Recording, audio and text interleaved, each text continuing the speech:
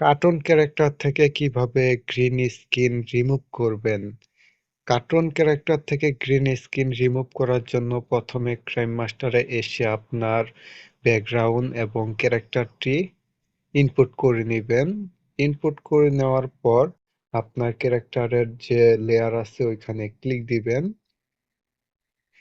এরপর এখানে আপনার দেখতে পারবেন কি নামে একটি অপশন রয়েছে।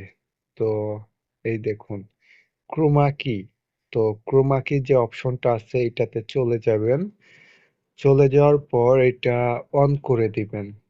অন করে দিলে এটা এমনিতেই ব্যাকগ্রাউন্ডটা রিমুভ হয়ে যাবে। আর যদি অন্য কোনো গ্রিন স্ক্রিন হয়ে থাকে বা গ্রিন স্ক্রিন ছাড়া অনেক স্কিন হয়ে থাকে বা স্কিন কালার হয়ে থাকে, তো এই ক্ষেত্রে নিচে যে কি কালার রয়েছে এখানে ক্লিক দিবেন।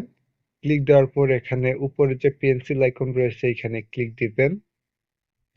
এরপর এখান থেকে আপনার স্ক্রিনটা সিলেক্ট করে দিবেন।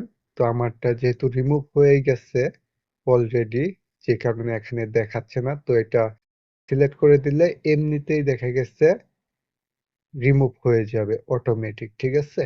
এরপর আপনি চাইলে আপনার কাঙ্ক্ষিত ক্যারেক্টারটি মন মতো ইউজ করতে পারেন।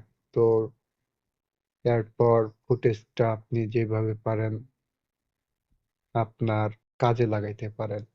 তো এই ছিল ভিডিওটি ভালো লাগলে লাইক কমেন্ট শেয়ার করবেন এবং সাবস্ক্রাইব করে পাশেই থাকবেন।